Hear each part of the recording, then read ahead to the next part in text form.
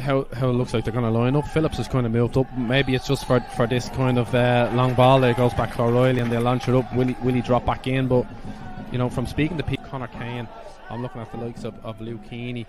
There's also a couple of the lads on the bench as well. Brandon Birmingham's on the bench as well. So they're lads that have come through in the underage section, and we give them a good ground and that they can go on and they go into really good environments that the likes of Tim and Kev create and are forging fantastic little careers for themselves. Yeah, we spoke pre-match about Luke Keaney and Darragh Markey. We did mention Conor Kane was playing, but of course another former Saint, so there's actually three of them in that Drogheda team. As Chris Lyons, just a little bit of a loose touch, which gives Chris Forrester a chance to find Billy King, and Billy King will take a strike from range straight at David Odumosu. But a nice early sighter for King, back in the team today. But you know, Paddy Barrett was a really good interception, and you know, but you can see from Drogheda when they win it, they want to think forward, and Chris Lyons' movement, like we spoke about already, is very good. He doesn't mind dropping in and getting into feet and bringing people into play, but he's also got the benefit of being able to go in behind as well.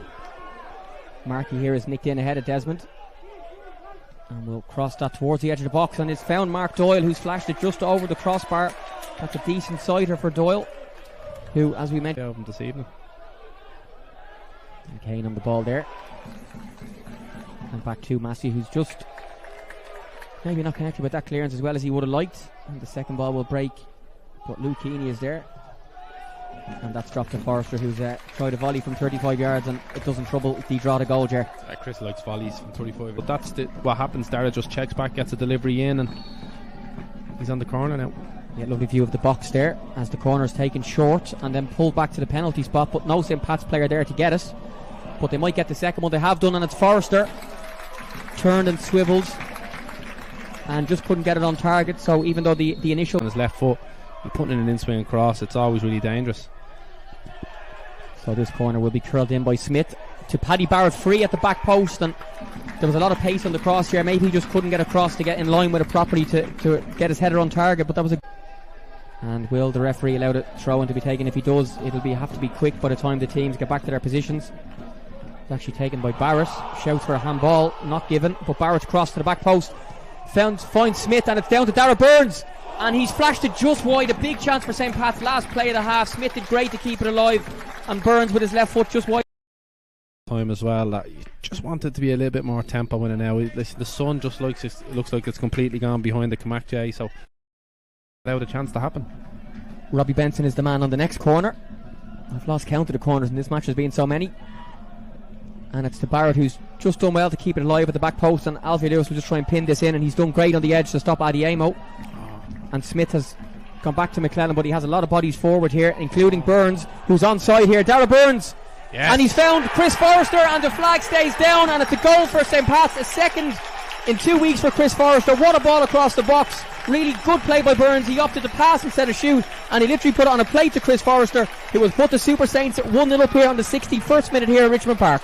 I think if he's onside, Jay, it's hard to see from there, but I think Conor Kane has just fallen asleep. And I think it's again another great ball in from Jason McClellan, who's been Pat's brightest player this second half.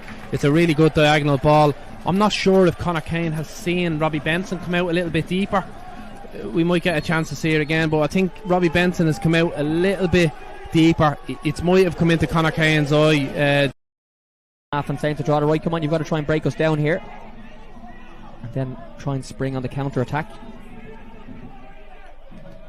And this is exactly what St. Pat's will want, to win it back and try and spring bodies forward. Yeah, it's probably the first time in the game, what a Jay, pass by Barrett, that we've actually seen how stretched. There's no flag here. Smith could be in here. What a pass by Chris Forrester. Players in the box. Smith checks back inside, right foot, great save by Odumosu. It's broken on Robbie Benson, who's touched it, and he's finished it. We thought Robbie Benson was going to shoot with his right foot. The calmest man in Inchicore sets it onto his stronger left foot, and with 11 minutes left, he's buried it to the back of the net. The St. Pat's fans are delighted, Ger, and the Saints lead 2-0 against Drogheda. We spoke last week, Jay, about Chris Forrester's calmness in the box and how well he done it. That was absolutely fantastic from Robbie Benson.